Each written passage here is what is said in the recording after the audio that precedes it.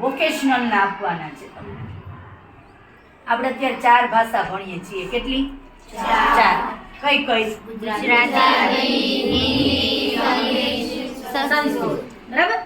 હવે એવી વાત છે કે 4 ભાષામાંથી 3 કરી નાખશે. કોઈ પણ એક ભાષા છે એને 2 ભાષાના એક જ પુસ્તકમાં લઈ લેશે 9મા વાળા માટે, અને એની સિવાયના બીજા 3 પુસ્તક એડ કરશે જે વોકેશનલ હશે. વોકેશનલ એટલે વ્યવસાયિક. વ્યવસાયિક એટલે કોઈ પણ જાતનો વ્યવસાય. હવે વ્યવસાય એટલે કેવો? તો દુનિયા આખાના વ્યવસાયોની વાત કરીએ ને તો આપણી પાસે 90 લાખ વ્યવસાયો છે. એમાંથી આપણે કેટલા વ્યવસાયો જાણીએ છીએ? થોડા ઘણા. તો વ્યવસાયની વાત કરીએ તો આપણને પહેલા કયા યાદ આવે?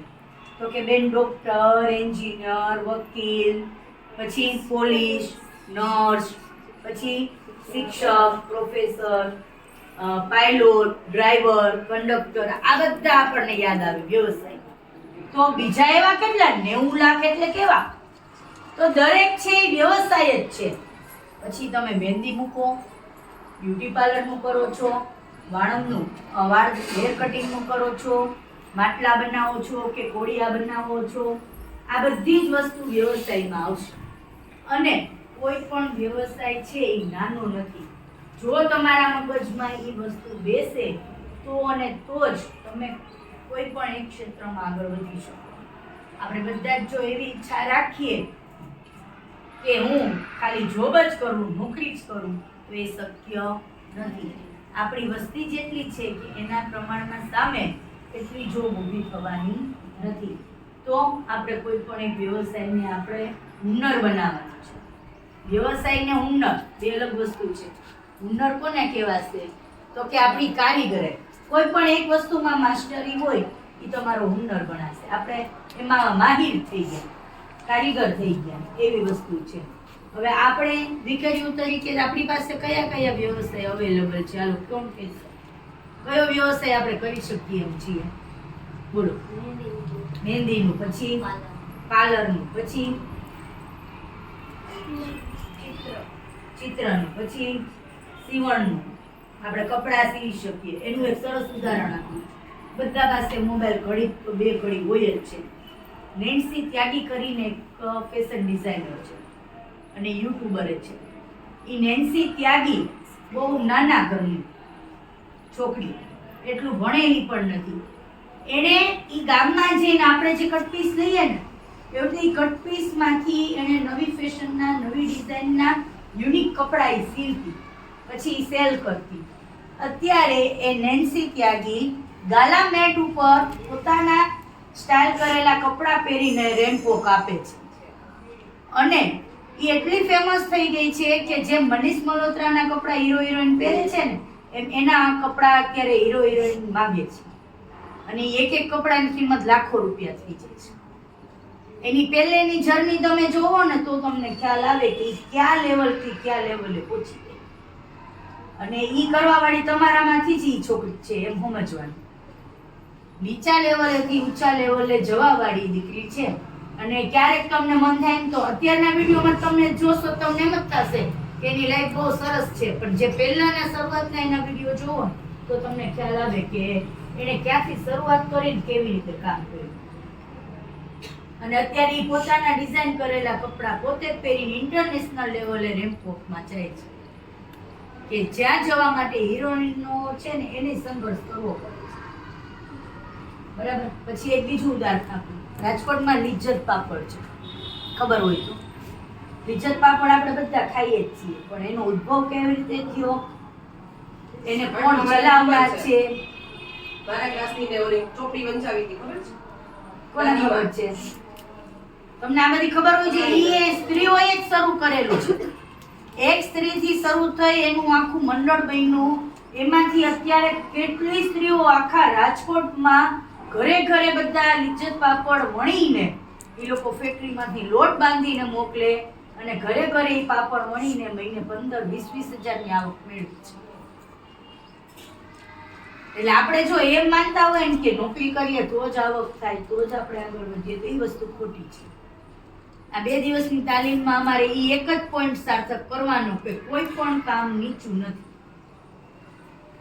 આપણા દેશમાં પરિસ્થિતિ એવી છે કે આપણને બધાને નીચું મોટું પછી જાતનો ભેદ આ બધું આપણા દેશમાં જ છે અને બહારના દેશોમાં જાઓ તો કોઈને કોઈ કામ એવું નથી કે આ કામ હું ન કરું.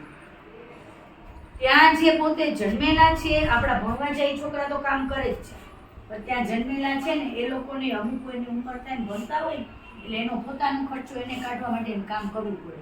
અને ઈ કેવા કામ કરે તો કે મીઠાઈની દુકાનમાં જઈને એના બોક્સ પેકિંગ કરશે, રેસ્ટોરન્ટમાં વેઇટરનું કામ કરશે. આપણામાં કોઈ તૈયાર થાય? ભણેલા હોય, એન્જિનિયરિંગ ડિગ્રીનું ભણતા હોય અને વેઇટરનું કામ કરવા જશે અહીંયા? નહીં જાય. તો ત્યાં કાલે એવો સવાલ ઉઠ્યો અમારે શિક્ષકોમાં, એ શું કામ આપણા અહીંયા શું કામ નથી જતા અને ત્યાં આપણા છોકરા જાય તો શું કામ એવું કરી લે છે? તો કે ન્યાય એને કોઈ ઓળખતું નથી. ત્યાં સમાજ નથી આપણો, અહીંયા આપણો સમાજ નથી એટલે આપણને સમાજની શરમ લાગે. પણ હું તમને એક વસ્તુ કહું, તમે મુશ્કેલીમાં આવો તો કયો સમાજ તમારી પડખે આવવાનો? કયો? હું આપણો કોઈ નો સમાજ આવે. કોઈ પડખે ન આવે. ઈ વસ્તુ મનમાંથી કાઢી નાખજો. ઈ પહેલા હતું. તમે મુશ્કેલીમાં પડો ને તમારી સમાજ તમારી પડખે આવીને મદદ કરે એ વસ્તુ ખોટી છે. હું સમાજ પ્રત્યે તમને બીવડાવવા નથી માંગતી, પણ હકીકત કહું છું. તમારે તમારી જાતે તમારે તૈયાર થવાનું છે. આપણે આપણો ખર્ચો જાતે ઉપાડતા થાય એટલું કેપેબલ આપણે થવાનું. તમે અત્યારે ભણો છો નો ડાઉટ, બરાબર? ઘરે જઈને તમે કેટલી કલાક વાંચો છો? 4-5 કલાક વાંચો છો? નથી વાંચતા. તો તમે અમથાય નથી વાંચતા તો 2 કલાક તમે ભણવાનો સમય કાઢો, બીજી 3 કલાક તમે આવી કંઈક રોજગારી મેળવો તો તમારો અત્યારનો વધારાનો ખર્ચો તમે ઉપાડી શકો કે ના ઉપાડી શકો? હવે તમે મોટા છો, હું છઠ્ઠા વાળાને ન કહી શકું કે કંઈક કામ કરો. તમને બહાર કે કામે જવાનું નથી કહેતી, ઘરે કરવાનું કહું છું. અને કેવું કામ? તો કે આપણે ભરત ગૂંથણનું કામ કરી શકીએ, થોડું ઘણું મહેંદીનું શીખી શકીએ, પાર્લરનું, સીવવાનું શીખી શકીએ, બરાબર? નાનું મોટું આપણે સીવી શકીએ. તો આ બધી વસ્તુ કરવાથી આપણને રોજગારી એ મળવાની છે અને એમાં આગળ વધવાની તક એ મળવાની છે. એક વાત કરું તમને સરસની.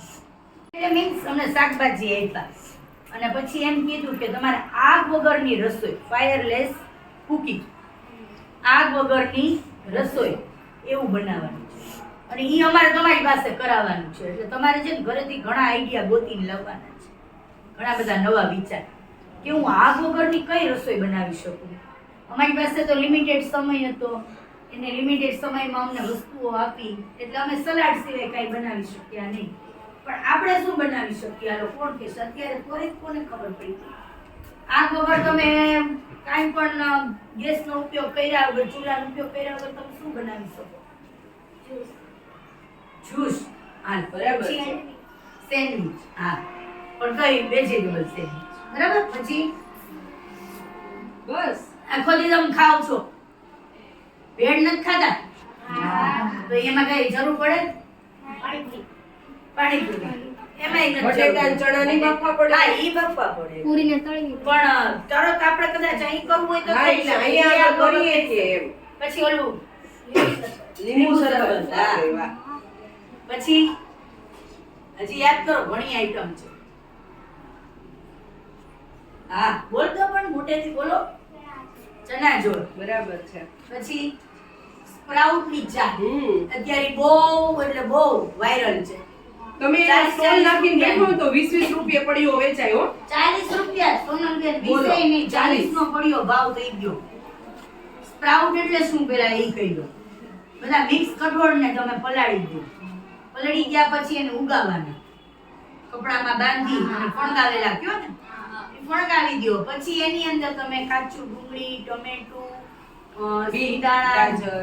બીટ, ગાજર એ બધું છીણી નાખી શકો, કાકડી, પછી લીંબુ એ બધું છાંટી, ચાટ મસાલો એ બધું છાંટી અને એની ભેળ કરી શકો. થાય ને? ઈ આગ વગરની જ રસોઈ થઈ. તો ઈ આપણે અહીંયા એક દિવસ રાખવાનું છે સાહેબની મંજૂરી લઈ. પછી સલાડ બનાવીએ કાંઈ હા. Fruit dish. સલાડ, હા, ફ્રૂટ ડીશ. બધી જાતના ફ્રૂટ લાવીને કટ કરીને એની ઉપર તમે મધ છાંટો અથવા તો ખાલી ચાટ મસાલો છાંટો તો પણ ચાલે, બરાબર? એટલે ઈ એક આપણે કરવાનું છે. પછી બીજો પ્રોજેક્ટ એને અમને એવું કીધું, વાંસમાંથી વસ્તુ બનાવવી. વાંસનું શું વાંસનું અથાણું? હા મને મેં ખબર. પહેલી વાર સાંભળ્યું. ના, ના. તમે ખાધું તો બનતું હશે. નાના વાંસ હોય ને કુમળા, હા. એને આપણે ઘરમાં જ નથી બનાવતા, બસ હા. એવી રીતે ખાટા પાણીમાં બોળીને પછી બનાવે વાંસનું અથાણું. તો ઈ સરસ. પણ વાંસની અત્યારે તો અમને એવું કીધું કે વાંસની આપણે પૂર્વ વ્યવસાયિક વસ્તુની વાત કરીએ છીએ તો વાંસમાંથી કઈ કઈ વસ્તુ બને જેને વેચીને તમે રોજગારી મેળવી શકો? વાંસની ટોપલી. પછી બીજું કઈ બોલો, જો આ ડાંગમાં જે આવ્યા હતા એ શું કરે છે? હા. વાંસનો કંપાસ. પછી વાંસની લાકડાની એમાંથી તમે પાટલી, બેન્ચીસ બેસવા માટે, પછી ઓલા ચોપિંગ બોર્ડ, સુશોભનની સુશોભનની વસ્તુઓ, ઓલા ફ્લાવર વાસ બનાવી શકો. બરાબર, વાંસળી બનાવી શકાય. તો એ વાંસમાંથી વસ્તુઓ બનાવવાની છે. પણ વાંસમાંથી વસ્તુ બનાવવા માટે આપણી પાસે વાંસ પૂરતા પ્રમાણમાં હોવું જોઈએ, જે આપણા ભાવનગરમાં ઉપલબ્ધ નથી અત્યારે. એટલે આપણે ઈ વસ્તુ નહીં કરી શકીએ. તો ભાવનગરમાં આપણે એવો કયો વ્યવસાય છે કે જે આપણે અહીંયા કરી શકીએ છીએ? નિશાળે તમે કરી શકો એવી કઈ વસ્તુ છે? મારા મગજમાં તો છે, તમારા મગજમાં શું છે? નિશાળે તમે કરી શકો અને એના ઉપરથી તમે શીખી અને ભવિષ્યમાં તમે એમાંથી રોજગારી મેળવી શકો. શું થાય? પણ એ તો તમે મહેંદી અહીંયા મૂકો છો, પછી ઈ કઈ બાર તો વેચવાનું છે ને, પણ તમે બાર વેચવા જઈ વેચવાની વાત શકો. કરે છે. હું એમ કહું છું કે વસ્તુ બનાવેલી વેચવાની છે, એવી વસ્તુમાં શું કરીશું? ભરત ગૂંથણ કરી શકાય? આય ને? એક કાચના 10 રૂપિયા છે. હા, નાના નાના તમે હાથ રૂમાલ ભરી શકો સાદા વર્કમાં ને એમાં, તો ઈ થાય. મોટા ચાકડા ભરી શકો. પાછી એની ફેશન આવી છે. હા, પછી મોતીના બ્રેસલેટ, મોતીના છડા બનાવી શકો, વીંટી, એનું કેટલી વસ્તુ છે કે જે વસ્તુ તમે બનાવીને વેચી અને એમાંથી રોજગારી મેળવી શકો. એટલે કોઈ પણ કામને તમે નાનું ન સમજો ને તો તમે એમાંથી તમારી રોજગારી ઊભી કરી શકો. બાકી જો આપણે એમ સમજીએ કે આ કામ તો હું ન કરું તો ઈ કામથી આપણે આગળ વધી શકીએ નહીં. એટલે આપણે ટૂંકમાં એટલું જ શીખવાનું છે કે કોઈ પણ કામને નાનું નથી સમજવાનું, બધા જ કામનું વધારે મહત્વ છે. એક સમય એક વસ્તુ હું તમને કહું, અત્યારે વાણંદ જ છે, વાણંદનો વ્યવસાય છે વાળ કાપવાનો. કદાચ વાણંદની આખી એની જે બિરાદરી છે એમ કહી દે કે અમારે વાળ કાપવાનું કામ જ નથી કરવું, તો શું થાય? તો શું થાય? હાલો કયો મને. ચાલશે એના વગર? ચાલશે? હે? તો એવી જ રીતે કુંભાર છે, હાલો એ માટલા ભરવાનું બંધ કરી દે તો શું કરશે? ભલે આપણી પાસે અત્યારે એવી ઉપલબ્ધતા છે કે આપણે બોટલમાં પાણી ભરીને રાખી શકીએ, એમાંથી પી શકીએ ફ્રીજમાં, પણ અંતે તે તમને જરૂર તો બહાર માટલાની પડવાની જ છે, ચલો. તાવડીની પડવાની જ છે. હાલો માટલાની નહીં પડે પણ તાવડી પડવાની જ કે નહીં? તો એનો વ્યવસાય ઈ મૂકીને ઈ એમ કહી દે કે નહીં અમારા કામ નથી કરવું, અમે નોકરી કરીએ, તો શું થાય? એટલે દરેક વ્યવસાયનું મહત્વ છે અને દરેક વ્યવસાયનું મહત્વ સમજી અને ઈ વ્યવસાય જો બધા લોકો મૂકવા માંડે તો આપણો આખો સમાજ છે ને એના બધાનું કાર્યશૈલી છે બગડી છે. એટલે એને આપણે સમતોલ રાખવા માટે બધા વ્યવસાયને માન આપવું પડશે. અને આપણે એમ કહીએ કે બધા નોકરી કરીએ તો બધાને મળવાની નથી, તો કોઈક વ્યવસાય તો આપણે અપનાવવો જ પડશે. ખેતીવાડી છે, હાલો ખેતીવાડી છે, ખેડૂત ના પાડી દે માર કાંઈ ઉગાડવું જ નથી, ખેતી કરવી જ નથી, તો શું થાય? આપણે ખાઈ શકશું કાંઈ? જ્યાં સુધી હશે વસ્તુ ત્યાં સુધીનો સ્ટોક સીમિત આપણે વાપરશું, પછી ખેતીવાડી એ કરવી પડશે ને. તો હવે બધા ગામડામાંથી દૂર થવા માંડ્યા, ખેતી કરતા નથી. યુવાનો છે બધા સિટીમાં આવીને રહેવા માંડ્યા, બીજા ધંધા કરવા માંડ્યા, તો ખેતી કરશે કોણ? અનાજ કોણ પકવશે? તો આપણે બધાએ, અને એક સમય એવો આવવાનો કે આ બધા જ ધંધાનો આગળ વિકાસ થવાનો છે. યાદ રાખજો, નોકરીવાળા છે ને એ 5-5, 10-10 હજારમાં નોકરીઓ કરશે અને આ ધંધાવાળા છે ને એ એનાથી આગળ વધશે. ઈ લાખો કમાતા હશે. હા, એ લાખો કમાતા હશે અને સારું જીવન જીવતા હશે. પણ જે ઈ વ્યવસાયને કેળવશે, પોતાનામાં વણી લેશે તો, નહીતર નહીં. એટલે આપણે એક જ વસ્તુ શીખવાની છે. અત્યારે તમારે અહીંયા ખાલી પૂર્વ વ્યવસાયિક તાલીમ લેવાની છે કે આપણે એમાં શું કામ કરી શકીએ. આપણને દરેક કામ કરતા આવડવા જોઈએ. પછી બાટલો ચડાવવાનો હોય ખાલી થઈ ગયો હોય તો, કે લાઈટ જાય તો ફ્યુઝ બાંધવાનો હોય, બલ્બ ચડાવવાનો હોય, કે આ પિન છે તો એ પિનને ખોલી અને અંદર વાયર એક લૂઝ થઈ ગયો છે તો એને ફિટ કેમ કરવો એ પણ આવડવું જોઈએ. રસોઈ કરતાંય આવડવી જોઈએ. સાયકલ આપણા ઘરમાં છે તેને પંચર થઈ ગયું તો પંચર કેમ થાય એ આવડવું જોઈએ. આ બધા જ કામ. હા, સાયકલની તમે 9માં જશો, બાર બીજી સ્કૂલમાં જાઓ, સાયકલ લઈને જવાના, રસ્તામાં બંધ પડી તો શું કરશો? એટલે આ બધી જ વસ્તુ હવે આપણે શીખવી જ પડશે. જો નહીં શીખીએ તો આપણે બહુ પાછળ રહી જઈશું. એટલે અત્યારે તમને અમે પૂર્વ વ્યવસાયિક વાત કરીએ છીએ, પણ 9માં તમારે પ્યોર 3 વોકેશનલ કોર્સ આવશે. એવી વાત ત્યાંથી થઈ છે. બરાબર, 3 વોકેશનલ એટલે 3 વ્યવસાયોનું બેઝિક જ્ઞાન તમને શીખવશે. કોઈ પણ 3 વ્યવસાય. પછી તમને લગતા હોય, તમારી સાથે કોઈ એજ્યુકેશન હશે તો બોયઝ હોય તો એને લગતો કોર્સ હોય તો પણ તમારે શીખવો પડશે. બરાબર છે? એટલે આપણે આજથી એવા સપના નથી જોવાના કે ભાઈ હું આ કામ નહીં કરું ને આ કામ જ કરીશ, એવા નથી જોવાના. દરેક વ્યવસાયને સન્માન આપી અને કોઈ પણ વ્યવસાય આપણા હાથમાં આવે તો આપણે એ કરવા તત્પર રહીએ, એવું આપણે અહીંથી શીખીને જવાનું છે. અને આવા મેં તમને 1-2 વસ્તુ કીધી તો એ વસ્તુ ઉપર વિચાર કરવાનો, એના ઉપરથી આપણે કઈ નવી વસ્તુ બનાવી શકીએ એ શોધી, નવો કંઈક એમાં ઇનોવેશન કરી અને અહીંયા આવવાનું છે. આપણે 5 શનિવાર આ બેગલેસ ડેમાં આ કાર્ય અમલમાં મૂકશું.